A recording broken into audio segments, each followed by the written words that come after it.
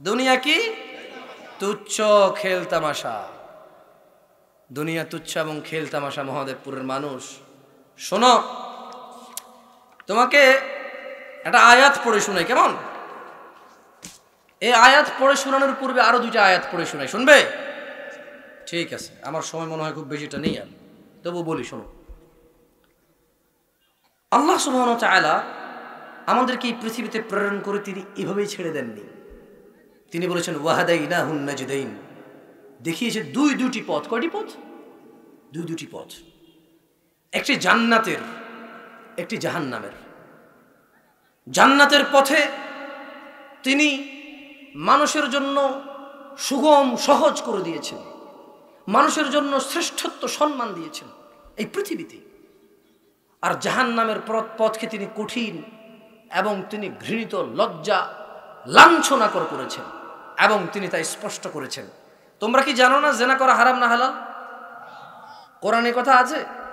শুকর, মদ, জুয়া, বাবা মার সাথে অন্যায়, সুদ, সব আল্লাহ বলে দিছে না? তার মানে সিক্রেট কিছু না, সিক্রেট কিছু না। ও মানুষ, মহাদেবপুরের মানুষ, নারী এবং পুরুষ, মা গররাকা বিরাব্বিকাল কারীম, কিসে তোমাকে তোমার এত দয়ালু আল্লাহ থেকে দূরে রাখলো? তুমি আজকে ঈশার নামাজে মসজিদে আসো নাই। তুমি আজকে ওয়াজ শুনতে এসেছো তোমরা অনেকে, কিন্তু মাগরিব পড়োনি, ঈশা পড়োনি। ওয়াল্লাহি এরকম কয়েক লাখ ওয়াজ তোমার কি কল্যাণ করবে জানি না, তবে এক ওয়াক্ত নামাজের বরাবর হবে না, এক ওয়াক্ত নামাজের বরাবর হবে না। মহাদেবপুরের মানুষ খালি লা ইলাহা ইল্লাল্লাহ বললেই কি মুমিন হওয়া যায়, হয়ে টিকে থাকা যায়? একটা চাকরি নিয়ে ডিউটিতে যাবা না, চাকরি থাকবে? কেন থাকবে না? চাকরি নিছো না? চাকরি নিলে ডিউটিতে না গেলে চাকরি থাকে না? এটা বোকামি কথা বললেন, কেন থাকবে না? আপনি ইসলাম ঈমান আনছেন, নামাজ পড়েন না, আপনার ঈমান থেকে যায়। চাকরি নিলে ডিউটিতে না গেলে চাকরি যাবে কেন? ও বেটা মালিককে মারা দরকার নাকি বলেন? বেটা মালিক জুলুম করতেছে না? চাকরি দিয়েছে, ডিউটিতে যেতে হবে কেন? হ্যাঁ, বেতন দিলেই তো হয় নাকি?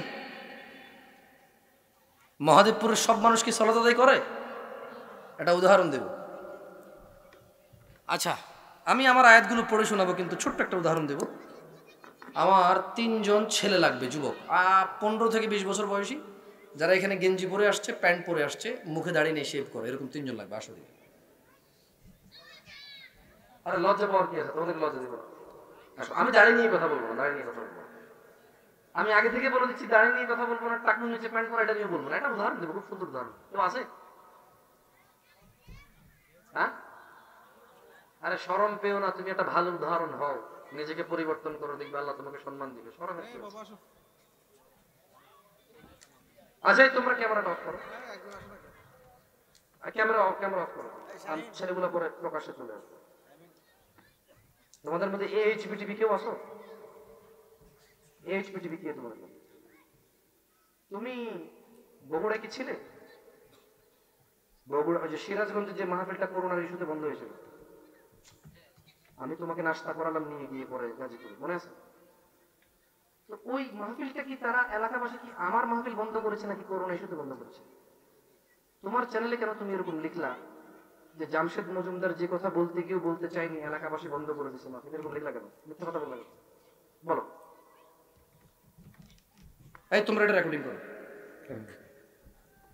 তোমার AHB টিভি চ্যানেল, তুমি ওখানে উপস্থিত ছিলে, তোমার চ্যানেলে ভিডিওটা প্রায় 20 লক্ষ মানুষ দেখছে। কত লক্ষ?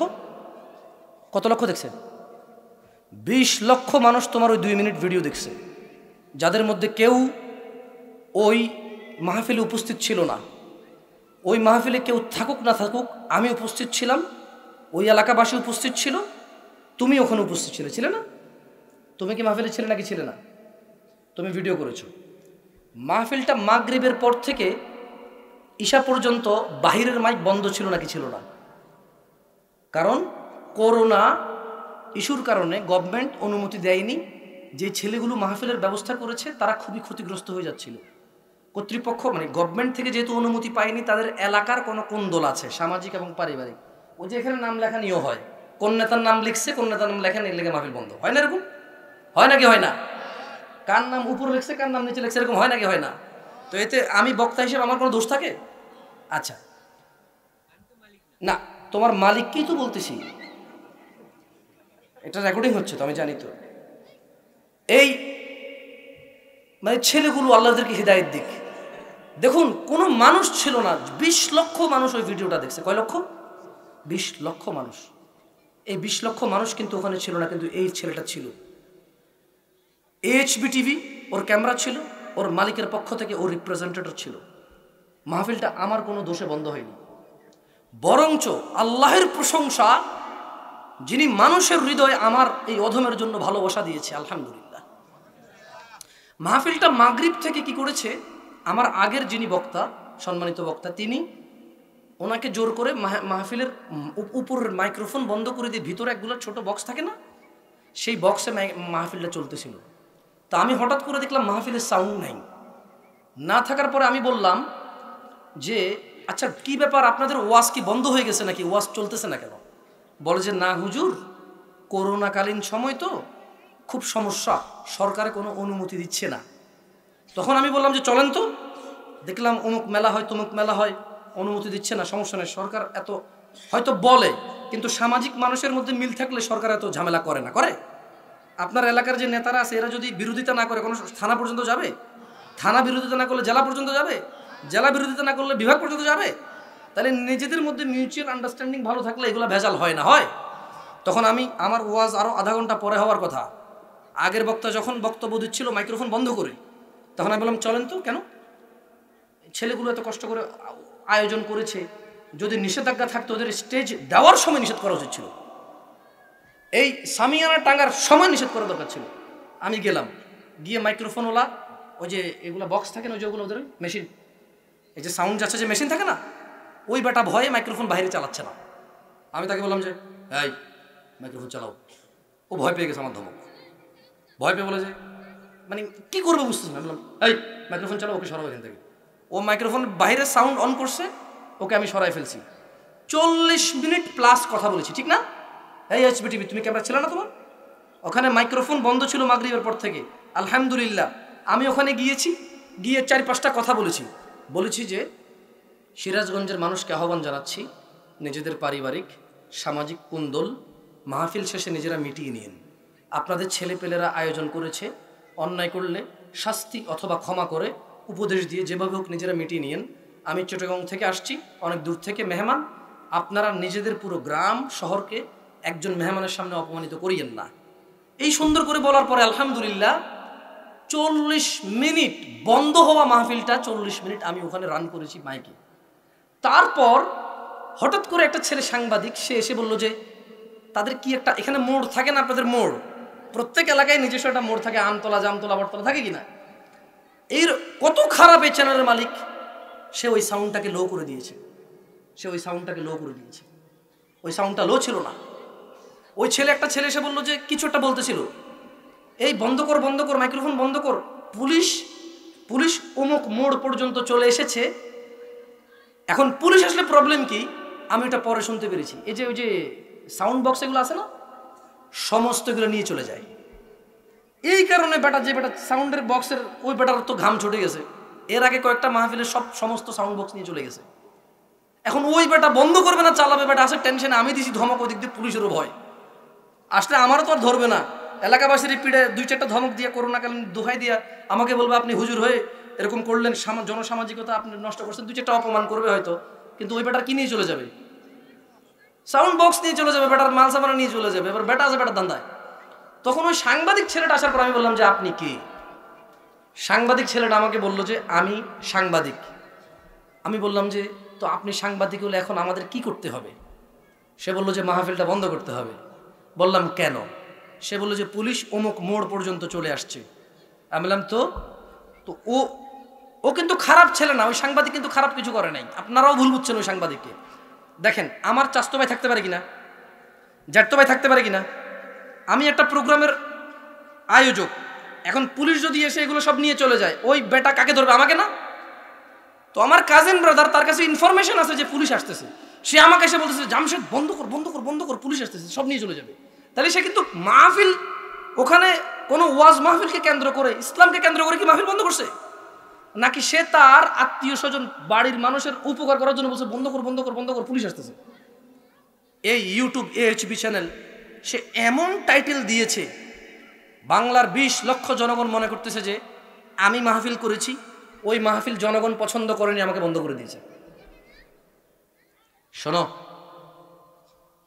তোমার মালিককে বলবা, আল্লাহ বলেছে ইয়া আইয়ুহাল্লাযীনা আমানু, হে তোমরা যারা ঈমান এনেছো শেষ দিবসের প্রতি, আল্লাহর প্রতি, আল্লাহর রাসূলের প্রতি, তোমার মালিককে বলবা, তোমার রব, তোমার মালিকের রব বলেছে লা তুলহিকুম আমওয়ালুকুম, তোমরা তোমাদের ছেলে সম্পদের পিছে, ওয়া আওলাদুকুম, ছেলে সন্তানের পিছে ঘুরে, লা তুলহিকুম আমওয়ালুকুম ওয়ালা আওলাদুকুম আন যিকরিল্লাহ, ধন সম্পদ আর ছেলে সন্তানের পিছনে ঘুরে আল্লাহর জিকিরকে ভুলে যেও না। ওয়া মান ইয়াফআল যালিক, যে সম্পদের পিছনে ঘুরে আল্লাহর জিকিরকে ভুলে যাবে, মিথ্যাকে মিথ্যা মনে করবে না, সত্যকে মিথ্যা বলে করবে, ফাউলাইকা হুমুল খাসিরুন, তারা সবাই ক্ষতিগ্রস্ত হবে। তোমার মালিক ন্যাংটা নষ্টামি অ্যাড দিয়ে, ইসলামিক ভিডিওর মধ্যে ন্যাংটা নষ্টামি অ্যাড দেয়। তোমার মালিকের চ্যানেলে ভিডিও আসে মহিলা নাচে, তোমার মালিকের চ্যানেলে একদিকে কারি কোরআন পড়ে, একদিকে বক্তা ওয়াজ করে, একদিকে হারাম হালালকে বিশ্লেষণ করে, আরেকদিকে 5 মিনিটের মাথায় মহিলা এসে টং টং টং টং করে গান বাজায়, চুল ছেড়ে নারকেল তেলের অ্যাড দেয়। তোমার মালিককে বলবা আল্লাহকে ভয় করতে, তোমার মালিককে বলবা ওই সিনেমার FDC নায়ক নায়িকারা যে সম্পদ কামায় আর তোমার মালিক যে সম্পদ কামায় তা আরো বেশি জঘন্য। ওই সিনেমা নাটককে বাংলার জনগণ, এমন কোন মুসলমান এই বাংলার জমিনে নাই যে সিনেমা নাটককে হালাল বলে, সবাই বলে এটা হারাম। কিন্তু তোমার মালিক ওয়াজ মাহফিলের ভিডিও আপলোড করে, এর মধ্যে অ্যাড লাগায়, অ্যাড লাগায় কি করে, এটাকে হালাল করে, বলে যে আমি তো ইসলাম প্রচার করছি। তোমার মালিককে বলবা ভালো কাজ কবুল হওয়া লাগে, গুনাহ কবুল হওয়া লাগে না। তোমার মালিক যদি দিন প্রচার করে, ওই দিন প্রচার আল্লাহ কবুল করলে তখন ওর নেকি। তোমার মালিককে বলবা এই বাংলার জনগণ, এই যুবক এবং বৃদ্ধরা ফেসবুক ইউটিউবে যখন ওয়াজ দেখে, আল্লাহর দিকে তাদের মন যায়, ঠিক তখন ন্যাংটা মেয়ে যখন নাচে অ্যাডে আসা, যখন গান গায় কোনো শিল্পী, ওই লোকের যে গুনাহ হয়, তার যদি মনটা চলে যায় হস্তমৈথনে, তার যদি মনটা চলে যায় অমুক মেয়ের সাথে একটু কথা বলি এখানে উত্তেজিত হয়ে গেছে, এগুলা যদি হয়, তোমার মালিককে বলবো জামশেদ ভাই বলছে গুনাহ কবুল হওয়া লাগে না, নেকি কবুল হওয়া লাগে, ঠিক না? গুনাহ কি কবুল হওয়া লাগে? গুনাহ কবুল হওয়া লাগে, আর নেকি কি হওয়া লাগে? কবুল হওয়া লাগে। তোমার মালিককে বলবা ভালো হয়ে যেতে, বলবা ছেলে সন্তান ধন সম্পদের পিছিয়ে ভাবে না ঘুরতে। তোমার মালিকরা প্রশ্ন করলে বলে যে তো আপনারা তো ওয়াজ করে টাকা নেন। তোমার মালিককে বলবা যে জামশেদ ভাই এখানে শুধু আল্লাহ তার রাসূল যা বলেছে তাই প্রচার করেছে। আর তোমার মালিককে বলবা আমি আমার মুখে কোরআন এবং সুন্নত যা পড়ে শুনেছি তা প্রচার করেছে, এর জন্য ওকে ইউটিউবে টাকা দেয়নি। কোরআন হাদিস প্রচারের জন্য তোমার মালিক ফেসবুক থেকে টাকা পায় না। কেন? এই তোমরা যারা ইউটিউব চ্যানেলের মালিক আছো, ফেসবুক চ্যানেলের মালিক আছো, তোমরা কি দিন প্রচারের জন্য ইউটিউব থেকে টাকা পাও, নাকি অ্যাড দেওয়ার জন্য পাও? কি জন্য পাও? তোমার মালিককে বলবা জামশেদ ভাই বলছে 2007 সালে জামশেদ ভাইয়ের ইউটিউব চ্যানেল আছে। তোমার মালিককে বলবা জামশেদ ভাই সৌদি আরব বড় হয়েছে, ওখানে তার বয়স যখন অনেক ছোট তখন থেকে সে কম্পিউটার চেনে, যখন 256 KB মেমোরি তখন থেকে সে কম্পিউটার দেখছে, ফ্লপি বলতো এগুলাকে। আমি ইউটিউব বুঝি, মনিটাইজেশন বুঝি, অ্যাডসেন্স বুঝি। আমাদের সব আলেম ওলামারা এই বিষয়ে ফতোয়া দেয় না, কেন? ওনারা এগুলো অতটা খেয়াল করে না। তোমার মালিককে বলবা তোমার মালিক ধর্ম প্রচারের জন্য টাকা পায় না, ওই যে ওয়াজের মধ্যখানে এসে মহিলা নাচে, গান গায়, আজে বাজে অ্যাড আসে, বিয়ের অ্যাড আসে, হ্যাঁ কন্ডোমের অ্যাড আসে, এগুলার জন্য তোমার মালিক পেইড হয়। ফেসবুক তোমার মালিকের ইসলামিক ভিডিওর মধ্যে ল্যাংটা মহিলার নাচ দেখায়, তার কারণে তোমার মালিককে টাকা দেয়। কে ওসব? আমি কি ভুল করেছি? তোমার মালিককে বলবা ভালো হয়ে যেতে। 20 লক্ষ মানুষের সামনে আমার মানে ইজ্জত এভাবে হানি করলে ইজ্জত থাকবে না কারো, মনে রাখবা। তোমার মালিককে বলবা যত ইউটিউব ফেসবুক চ্যানেলের মালিক আছো তোমরা, আমি তোমাদেরকে সতর্ক করি, তোমরা ফেসবুক এবং ইউটিউব থেকে টাকা পাও, এটা এজন্য পাও না যে তোমরা ওয়াজ মাহফিল প্রচার করো। ফেসবুক এবং ইউটিউব তোমাদেরকে টাকা দেয় কারণ ওই ওয়াজের মধ্যে তোমরা গান, সিনেমার নাচ, কোন নাটক কবে রিলিজ হবে এই ধরনের অ্যাডভার্টাইজ তোমরা প্রচার করো, তাই ফেসবুক, ইউটিউব তোমাদেরকে টাকা দেয়। আশা করি বুঝতে পেরেছি। সরি, অন্যদিকে চলে গেছি। শোনো মহাদেবপুরের মানুষ, ভয় করো তোমাদের রবকে। কথাগুলো শুধু ওকে বলিনি, কথাগুলো সবার জন্যই ছিল, এগুলো আল্লাহর কিতাব থেকে পড়েছি। শোনো মহাদেবপুরের মানুষ, তোমাদের রব বলছে তোমরা ভালো হয়ে যাও। রব্বুল আল্লাহ, আল্লাহকে তোমাদের রব হিসেবে মেনে নাও, আল্লাহকে তোমাদের রব হিসেবে মেনে নাও। কোন দিন আসার পূর্বে রব বলছে ইয়াউমা লা ইয়ানফাউ মালুন ওয়ালা বানুন, যেদিন ধন সম্পদ ও ছেলে সন্তান কোনো কাজে আসবে না, ইল্লা মান আতাল্লাহ বিকলবিন সালিম, সেদিন উপকৃত হবে শুধু সেই হৃদয়, যেই হৃদয়টা একটা বিশুদ্ধ হৃদয়। জেনে রাখো মহাদেবপুরের মানুষ, ইয়াউমা লা ইয়ানফাউ মালুন ওয়ালা বানুন, কিয়ামতের দিনে তোমার সম্পদ, তোমার ছেলে মেয়ে তোমার কোনো কাজে আসবে না। ইল্লা মান আতাল্লাহ বিকলবিন সালিম, কিয়ামত বিচারের মাঠে যার একটা সুন্দর বিশুদ্ধ হৃদয় রয়েছে শুধু সেই উপকৃত হবে। ওয়া উজলিফাতিল জান্নাতু লিল মুত্তাকিন, যারা আল্লাহকে পৃথিবীতে ভয় পেয়েছে, সুদ খায়নি, জানার কাছেও যায়নি, মদ খায়নি, সালাত তরক করেনি, যারা জুয়া খেলেনি, যারা অন্যায় অপরাধ থেকে নিজেকে বাঁচিয়ে রেখেছে এই ভয়ে যে তারা যদি অন্যায় করে, তারা যদি অপরাধ করে, তাদের রব তাদেরকে পাকড়াও করবে। আর তারা যদি অপরাধ করেও ফেলে, ভুল বশত, লোভে পড়ে, সমস্যায় পড়ে, নিজের কুপ্রবৃত্তির ফান্দে পড়ে, তখন তারা সঙ্গে সঙ্গে ইস্তেগফার করে রবের কাছে ক্ষমা চেয়ে নিচ্ছে যারা। তাই রব বলছে ওয়া উজলিফাতিল জান্নাতু লিল মুত্তাকিন, যারা এই পৃথিবীতে আল্লাহকে ভয় করেছে, জান্নাতকে তাদের নিকটবর্তী করা হবে। সুবহানাল্লাহ।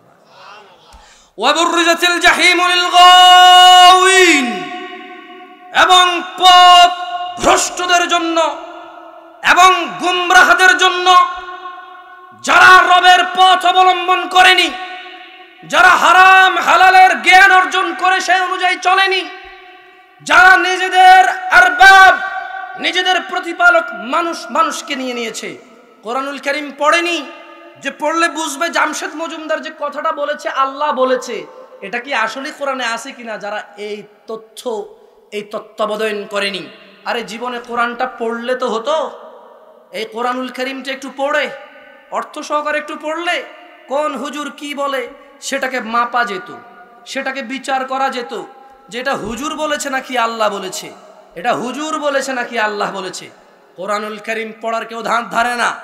রবও সেজন্য এই পৃথিবীতে ঘোষণা দিয়েছে, কোনো কিছু তিনি লুকায়নি।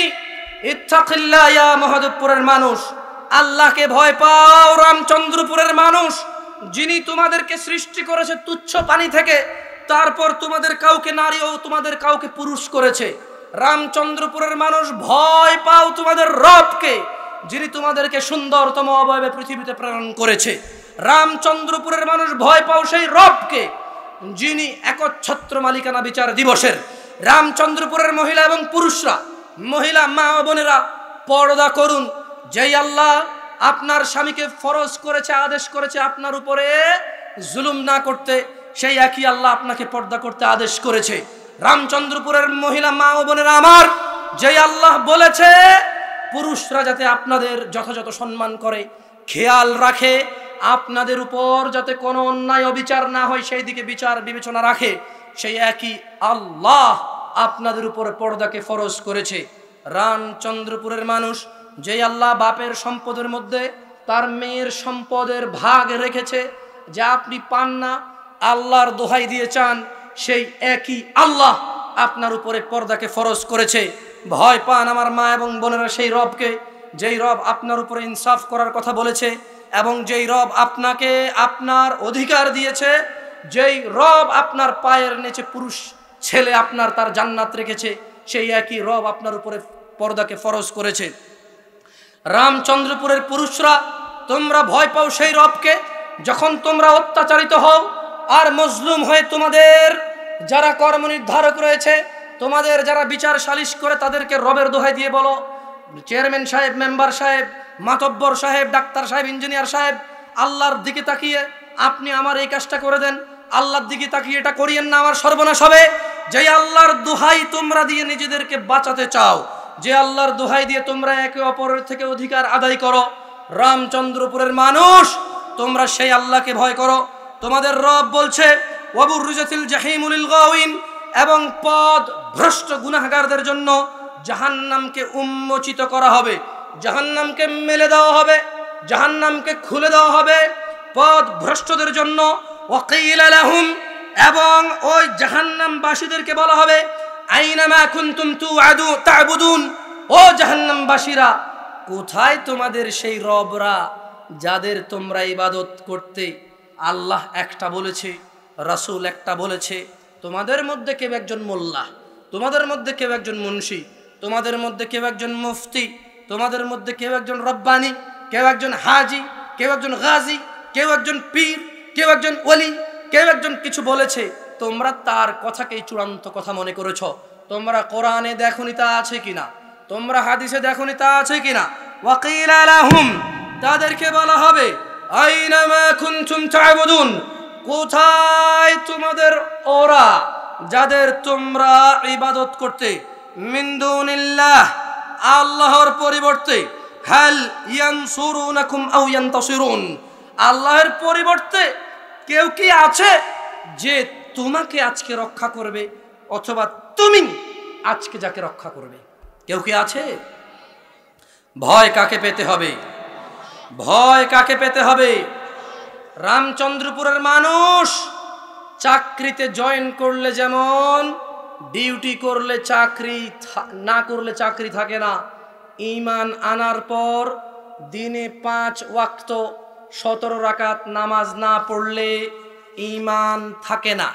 চাকরিতে জয়েন করলেই যেমন যথেষ্ট নয়, ডিউটি করা লাগবে, একটা নির্দিষ্ট সময়ে এতটা থেকে এতটা অফিসে যেতে হবে, এতটা থেকে এতটা দোকানে যেতে হবে, এতটা থেকে এতটা আপনার ফ্যাক্টরিতে যেতে হবে, এতটা থেকে এতটা কাউন্টারে যেতে হবে। ঠিক সেভাবেই ঈমান আনার পর একজন মানুষের ঈমান থাকবে না দিনে 5 ওয়াক্ত নামাজ পড়া ছাড়া। রামচন্দ্রপুরের মানুষ কি কখনো ভেবেছে, রামচন্দ্রপুরের মানুষ কি কখনো ভেবেছে আশহাদু আল্লা ইলাহা ইল্লাল্লাহ ওয়া আশহাদু আন্না মুহাম্মাদান আবদুহু ওয়া রাসূলুহু, এই কথা বলার পর একজন মানুষ যত অন্যায় করে এগুলো হচ্ছে অন্যায় এবং গুনাহ, কিন্তু একজন মানুষ যদি নামাজ ত্যাগ করে, ফজরের 2, জোহরের 4, আসরের 4, মাগরিবের 3, ইশার 4, এই 17 রাকাত নামাজে 34টা সিজদা যদি তারা তাদের রবকে না দেয়, চাকরিতে জয়েন করে ডিউটি না করলে যেমন চাকরি থাকে না, ঈমান আনার পর এই নামাজগুলো না পড়লে মানুষের কি থাকে না? ঈমান থাকে না। শোনো মহাদেবপুরের মানুষ, তোমাদেরকে একটা হাদিস শুনে, আমি 3 জন ছেলে চেয়েছিলাম, কোথায় তারা? হ্যাঁ, একই রকম দেখতে লাগবে আমার। হ্যাঁ না, তারা লজ্জা পেলে তো সমস্যা। আচ্ছা ঠিক আছে, তো ক্যামেরাগুলো থাকে দেখে আমি নিচে নামতেছি, অসুবিধা নেই, আমাকে মাইকটা দিন, আমাকে নিচে মাইকটা পাঠান, ধরেন এটা নেন, হাতে নেন। আমি এটা উদাহরণ দেব।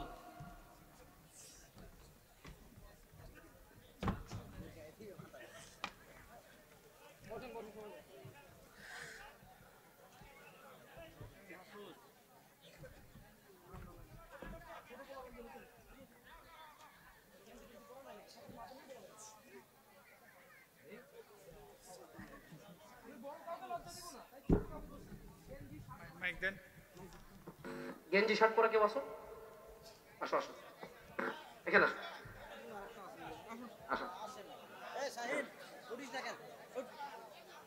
শুধু মহিলারা দেখবে যে এই প্রজেক্টরে, সেই ক্যামেরাটা ঘুরাবে, বাকি ক্যামেরা ঘুরাবা।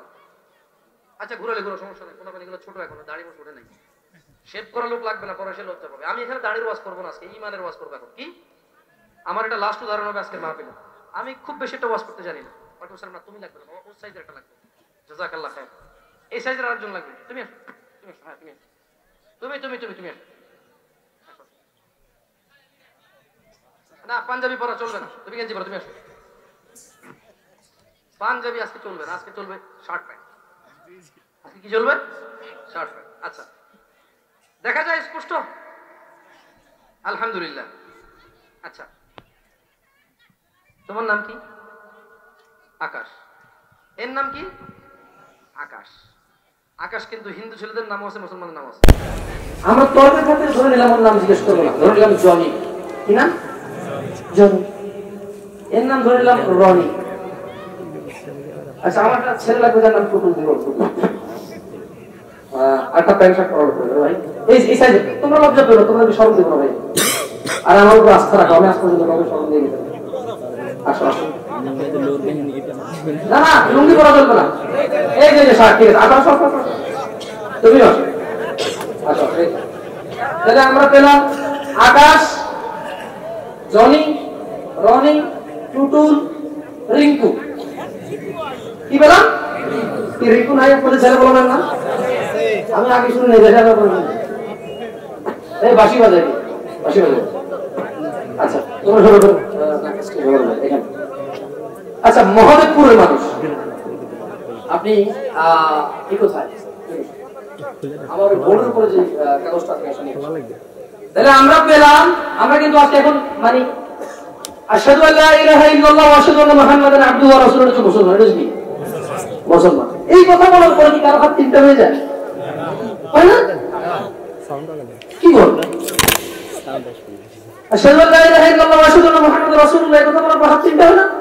কান মনে তিনটা হয়ে যায়। এই সেই থাকে, তাহলে দাঁত মনে 50টা হয়ে যায়। কি করব? তাহলে আমরা তর্কের ক্ষেত্রে ধরে নিলাম ও হচ্ছে, যেটা ও বলেছে আকাশ, ও আকাশ, ও হচ্ছে রিঙ্কু, এ হচ্ছে জনি, রনি, টুটু।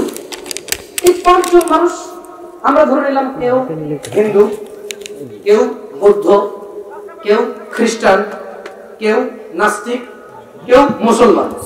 তাহলে কটা পেলাম? কটা পেলাম? এবার আমরা এই পাঁচজনকে একজনকে 10 জন মনে করবো, ঠিক আছে? কেন ওই রনি ভাই দেখতে পারে না? কি থাকতে পারে না? চাস্তো ভাই দেখতে ভাই থাকতে পারে না? তো আমরা একজনকে 10 জন করে ধরলে এখানে কয়জন লোক আছে? 50। মাশাআল্লাহ, আসছে এই লাইন। আচ্ছা, তাহলে এখানে কতজন মানুষ আছে? কোলা পাই 50 জন মানুষ আছে এখানে। হ্যাঁ, আচ্ছা, আমি এখন লা ইলাহা ইল্লাল্লাহ, লা ইলাহা ইল্লাল্লাহ, আস্তাগফিরুল্লাহিল আযীম, আস্তাগফিরুল্লাহ। আচ্ছা, আমরা এখানে যারা আছি সবাই কি লা ইলাহা ইল্লাল্লাহ বলা লোক নাকি লা ইলাহা ইল্লাল্লাহ বলা লোক না? তাহলে সবাই চাকরিতে জয়েন করলাম। কোথায় জয়েন করলাম? চাকরিতে।